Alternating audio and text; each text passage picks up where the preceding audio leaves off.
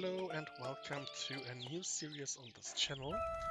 I will start adding a couple of standard build orders for any low to mid to even higher tier elo for a couple of maps, and starting today with a build order for the classic stable opening on Arena, fight for relics and on map control, and we will go right into it.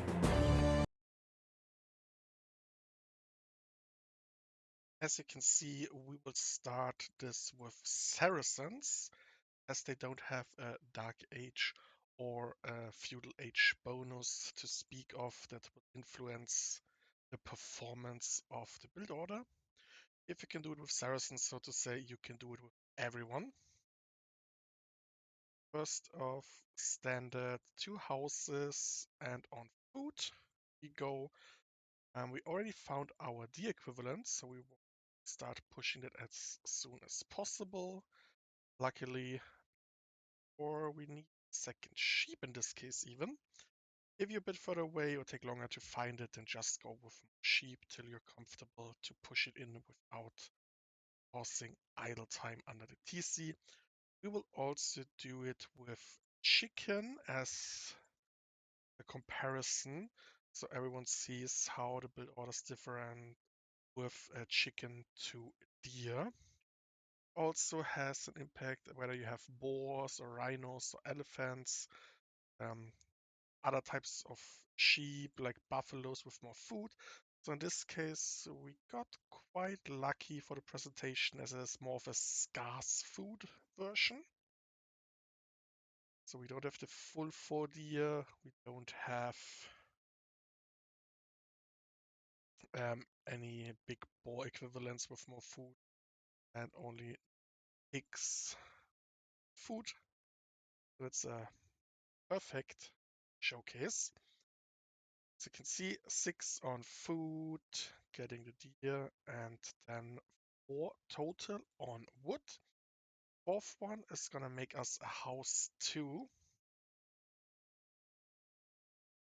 And I can also only advise everyone to keep on selecting villages and do some bit of eco micro in the form of the drop off button in the early game.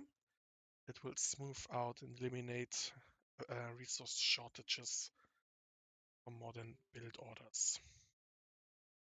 Now with the deer running low, get our boar hopefully mostly in time.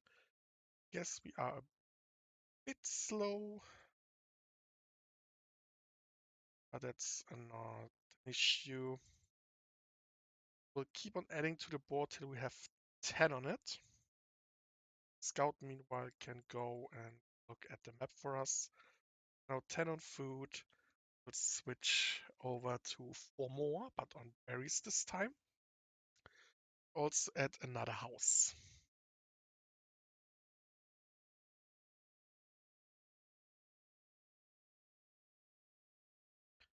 4 running dry. We're gonna send one of the villagers to get the second one.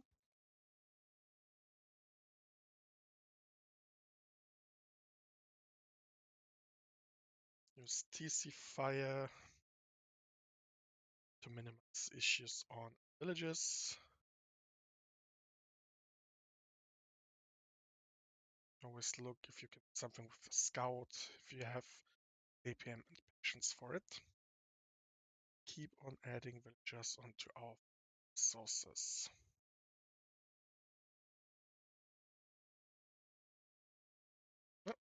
Sometimes they will bug out a little bit, but just click the group left or right of the boar, put it back on the boar, and they will stagger a little bit. We'll keep adding to the berries till we have 6 on the berries, 10 under the TC. When the boar's running dry, select 5 of them and put them on the sheep. Shift Q the other 5 on another sheep. Then start putting the sheeps in position With 6 on berries, we add another 2 on the wood line to get a total of 6. Keep on scouting.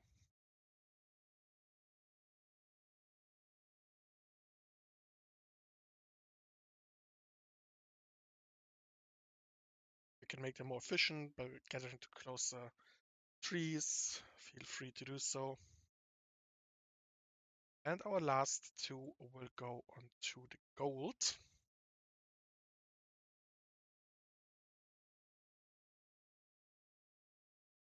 One of our berry villages can just drop the blacksmith. I like to already make the house we will need for going to Castle Age with one of the gold villages.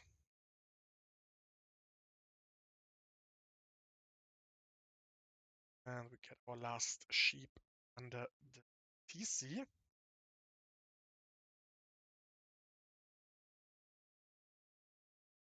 And try to keep the scout again as active as possible.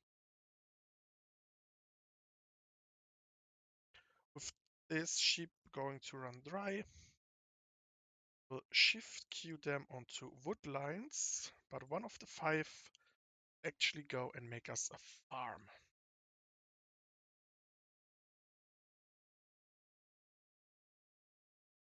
With the last, I like to split them in a group of 2 and a group of 3 also on the straggler trees.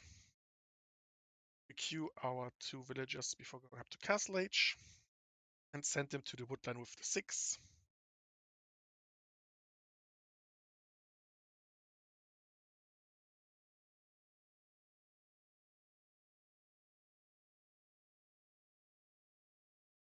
And then right before, say around 95% the feudal age, we will put all our wood villagers on drop off, select 1 to make a farm, 2 for stable, 2 for blacksmith.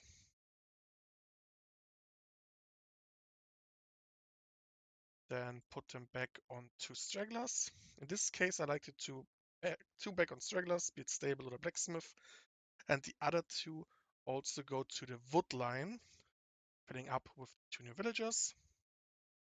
And then we force drop our farms and our berry villages and smoothly go up. Now, on the way up, especially with the new build that we don't need to wait for horse color, we have good situated farms. We want to increase our farm count as soon as possible to the full ring of 8, as well as getting the wood upgrade. At this point, I like to take 2 from the 6 of the berries and put them on gold for the monks. I'll shift queuing the last 4 berry villagers to a high wood count straggler tree. Can always drop a little bit when we have enough food. Get a scout, we get a scout. The next time we have enough food, we try to get horse color. Now we have a group of neatly placed 8 farms on gold and those guys. Once we are around 120 gold, I like to take 1 of the gold villagers and make another farm with it and keep 3 on gold for the monk endeavor. Time to make some more houses, maybe scout. Once we arrive to the next age, take 2 from gold, make our monastery. Always keep in mind to also queue villagers. Once we have around 10 on farms, getting our monk out, maybe light cav upgrade.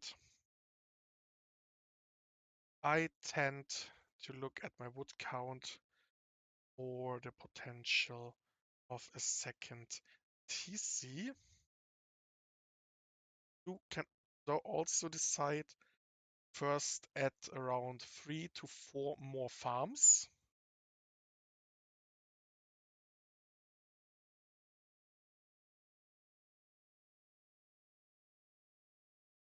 And go for that wood upgrade first with a high food eco.